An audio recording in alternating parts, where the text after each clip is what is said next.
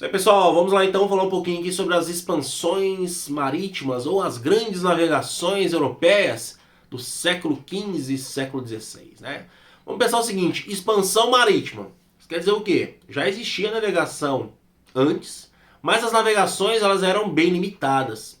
Então as expansões marítimas ou as grandes navegações, então a gente está falando de uma navegação para longe, ultramarina, atravessando oceanos, no caso, indo para outros continentes. Tá?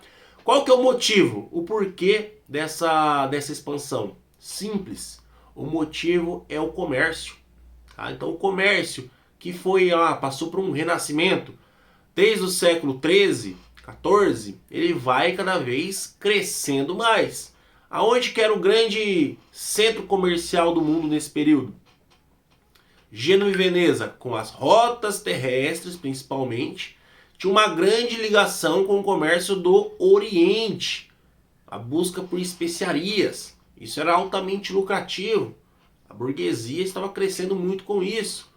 A questão do mercantilismo era muito importante ter controle, ter rotas comerciais como essa do Oriente, tá?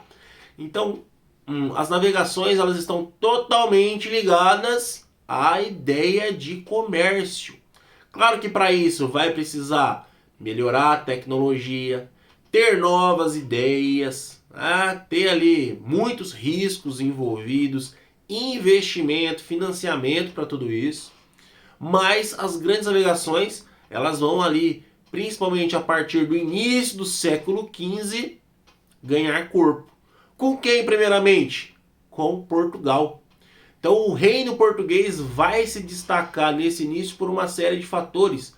Localização geográfica, fica bem na ponta da Europa ali. Então, a maior parte do território português é coberto pelo oceano. Experiência em pesca, Portugal tinha um grande produto que era a pesca marinha. Então, de certo modo, isso já contribuía para as navegações. Reino unificado, então já tinha um rei absolutista, tinha uma burguesia que apoiava, a igreja era muito presente dentro do reino português. Então uma série de fatores que vai fazer com que Portugal saia na frente nisso aí. Tá? De que maneira? Fazendo o tal do périplo africano. O que é esse périplo africano? É o contorno da África. Então essas navegações, o que você tem que tentar entender? Que elas eram limitadas. O pessoal não ia pegar um barco e sair já na expectativa de cruzar o oceano. Não, ela vai indo aos poucos. Então Portugal, desde quando chega ali a região de Ceuta, no norte da África, vai fazendo o quê? Expandindo, desde 1415 para ser mais exato, tá? Conquistando bases ao redor do continente africano, indo cada vez mais longe, conhecendo novos povos, tá? Aumentando o seu comércio, conseguindo inclusive dobrar lá embaixo o tal do Cabo das Tormentas, que passa a ser ali o Cabo da Boa Esperança, que era considerado o fim do mundo.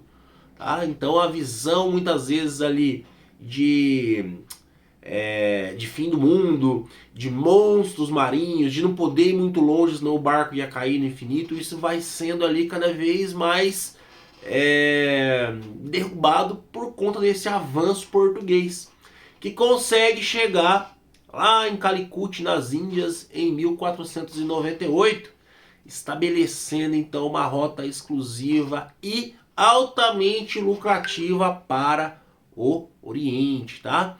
Por outro lado, a gente tem que pensar que Portugal obteve sucesso e isso vai, claro, despertar o interesse de outros países também.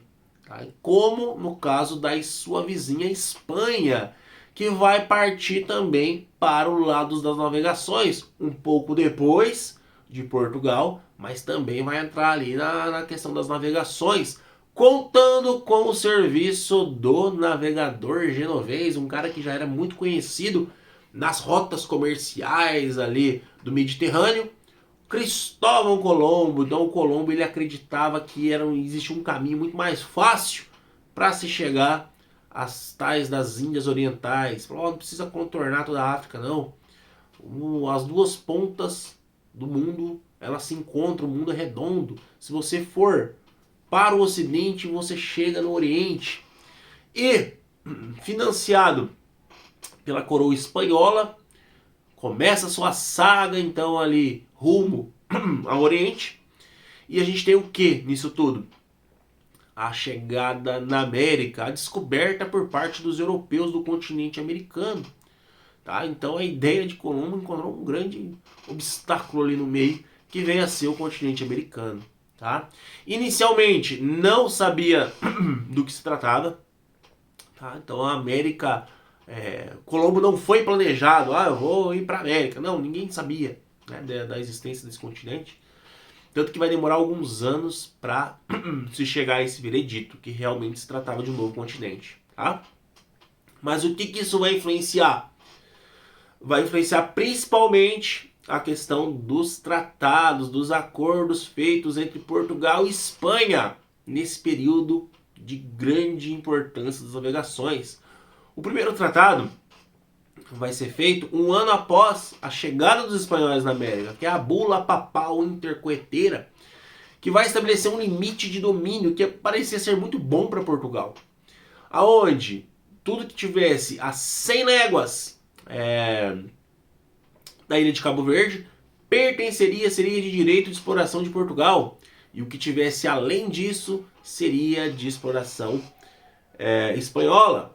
Não sabendo da existência da América, parecia ser algo muito bom. Tá? Só que um ano após, Portugal pede uma revisão, fazendo um novo tratado, que é o que vai interferir diretamente na nossa história, que é o Tratado de Tordesilhas, passando de 100 léguas para 370. Então, com as medições cartográficas, isso daria uma parte da América que vem a ser futuramente a parte ocupada por Portugal, né? O Brasil, no caso, que isso a gente vai ver depois também, tá bom? Então é isso aí, pessoal.